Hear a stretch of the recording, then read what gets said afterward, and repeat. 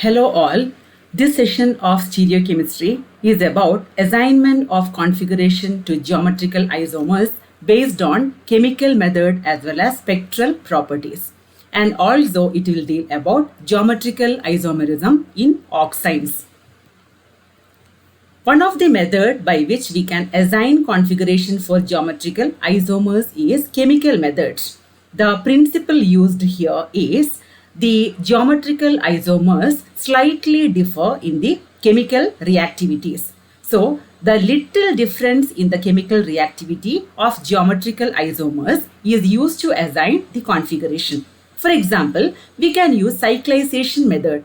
In cyclization method, intramolecular dehydration occurs easily when the reacting group are close to one another. The reacting group will be close to one another in cis form or trans form. In cis form, the reacting group will be very close to one another. In trans form, the reacting group will be very far from one another. So this property is used to assign configuration. Both malic and fumaric acids are heated. Malic acid undergoes dehydration easily at low temperature than fumaric acid. So here we have written malic acid here, CH double bond CH, COOH, COOH. When COOH and COOH, the two carboxyl groups are on the same side, we call it as malic acid. When they are on the opposite side, we call it as fumaric acid. So here, the reacting group, the carboxyl groups are adjacent to each other, so that when we heat the molecule at 140 degrees Celsius itself, it will cyclize to form malic anhydride. Whereas in fumaric acid, they are far apart. One is opposite to the other one. So it will not undergo dehydration and cyclization at a lower temperature. If you want to get it cyclized, we have to convert it to malic acid and then it has to undergo cyclization, and that will happen only at a very high temperature. So by this way we can make out which one is malic acid and which one is fumaric acid, and based on this method we can assign the cis and trans configuration for this dioic acid. Another method is chemical correlation method. Here, the compound of unknown configuration is chemically related to the compound whose configuration is known. For example, let us take this acid trichlorocrotonic acid. It is CCl3, CH double bond CH, COOH. Crotonic acid is CH3, CH double bond COOH.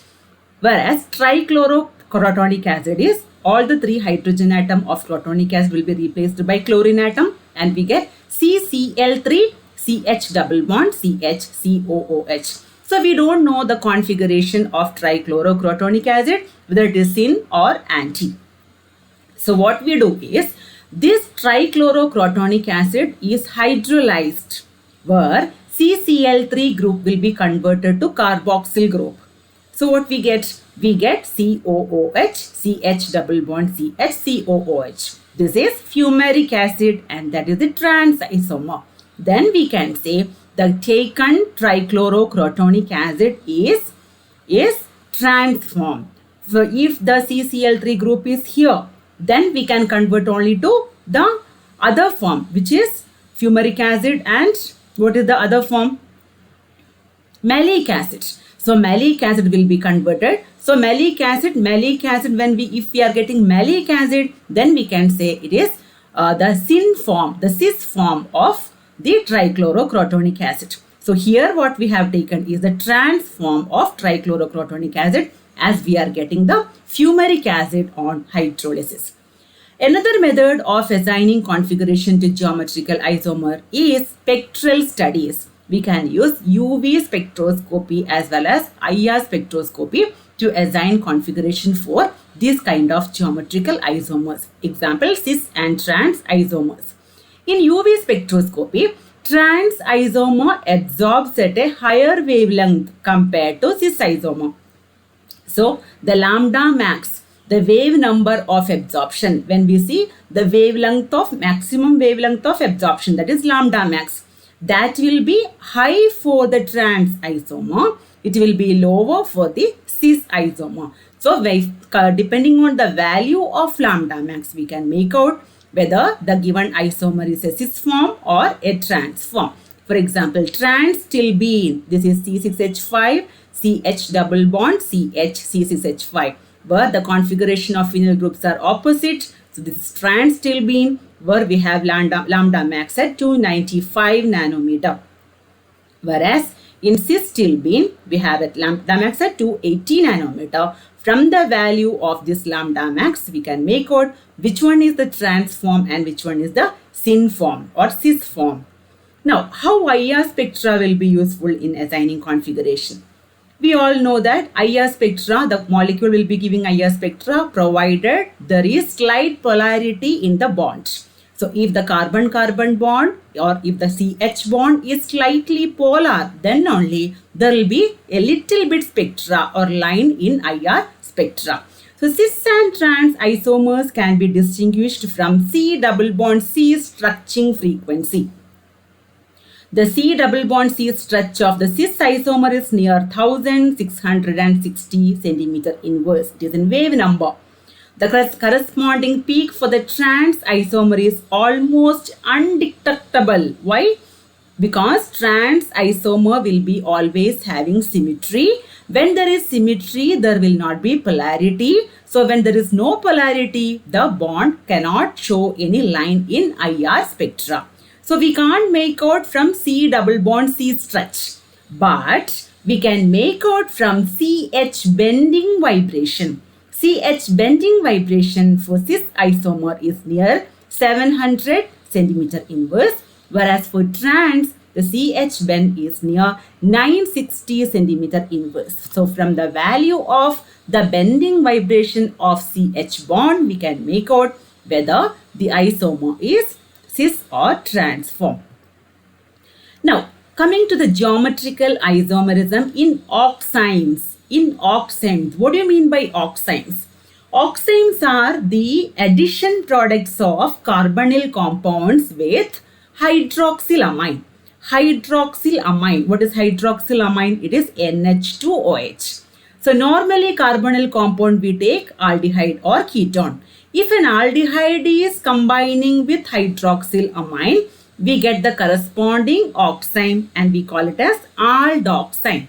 So RCHO plus NH2OH giving RCH double bond NOH, the name will be aldoxime. Similarly, in the case of ketone, when combined with hydroxylamine, we get ketoxime, RCOR plus NH2OH, we get RCR double bond NOH, that is ketoxime. So oximes are the addition product of carbonyl compounds like aldehydes and ketones with hydroxylamine. Now, in ketoximes or aldoxime, we don't use the term cis and trans. We use the term syn and anti. Syn corresponds to cis form and anti corresponds to trans form. But this is the term what we use in the case of aldoximes and ketoximes. In oxime, the C and N are sp2 hybridized. It has C double bond N bond. So, around C double bond N, there will be restricted rotation. Wherever restricted rotation is there arises geometrical isomerism. We can see here. C double bond N, at this side R and H is attached, whereas on the right side only OH is attached because nitrogen is trivalent. It is not a carbon, so it is trivalent. Only one valency. So the other compound, the other part is not there. So in this case, how can we take or how can we assign configuration as syn and anti? Here, the position of H and OH is compared. OH and H. In the aldoxime or ketone. In the aldoxime, we'll take it as a first example. In aldoxime, if the position of H and OH are on the same side like this, it is considered as syn form.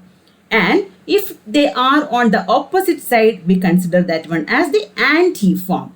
So we take only the position of whatever may be the alkyl group. we take only the position of the hydrogen and OH group. Hydrogen attached to carbon and OH attached to nitrogen. So here this molecule is the antiform and this molecule is the syn form. How about here? This is ketone. I'll explain in the next slide. In aldoxime, if H and OH are on the same side of the double bond, it is designated as syn. And the isomer in which H and OH are on the opposite side of the double bond, it is designated as anti. For example, benzaldoxime. Here C6H5CH double bond NOH. So here what we should see, we don't have to see the alkyl group or aryl group attached. We should just see the position of hydrogen and OH. Here both are on the same side, so we can write syn-benzaldoxime. Whereas this molecule is H and OH are on the opposite side, we can write it as anti-benzaldoxime. Now coming to ketoxime, I have already told you ketoximes are the product of addition of a ketone with hydroxylamine. So when we get ketone, the nature of the molecule will be one R will be here, other R will be here, C double bond N OH. There is no H in ketoxime. So we can't compare with hydrogen and OH position. So what we should take? We can take the position of the alkyl group. Which alkyl group we should take? We can take, in one example, we can take when naming, if we are naming first alkyl group, we have to see the position of the first alkyl group and the position of the OH group. So this, for example, this can be named as, this is what ketone it is. This is phenyl methyl ketone. Phenyl methyl ketone. So how to name this one? It is phenyl methyl ketoxime.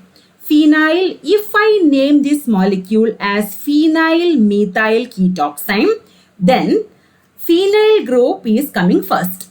So I should see the position of the phenyl group and the position of OH group. Both are the same side. So this will be syn with respect to phenyl group. So this is syn-phenyl methyl ketoxime. Hope you have understood. Or the same molecule I can name as methyl phenyl ketoxime. The same molecule I can name as methyl phenyl ketoxime. If I name this molecule as methyl phenyl ketoxime, I should see the position of methyl and OH. So with respect to methyl, OH is at the trans position. So this is anti position. So this is anti-methyl phenyl ketoxime, or as well as syn-phenyl methyl ketoxime. So both way I can name the compound. I should just see which alkyl group I am naming first. It's here also. This is again the same molecule only. Why I have written this anti form here? This anti will be with respect to the phenyl group. So this is phenyl methyl ketoxime, anti-phenyl methyl ketoxime, or syn-methyl phenyl ketoxime. This is how aldoximes and ketoximes can be named. So students, in this session, you would have learned about assign configuration based on chemical properties as well as spectral studies. How we can assign configuration for a molecule as cis and trans based on their chemical property by some reactions like cyclization, and spectral studies based on IR values, especially CH bending vibration values, as well as UV, the lambda max values. How can you identify the cis isomer and trans isomer? And also geometrical isomerism in oxime. In geometrical isomerism, we don't follow the term cis and trans, we follow syn and anti. So how to name the molecule, the isomer as syn and anti, that too you have learned in this session.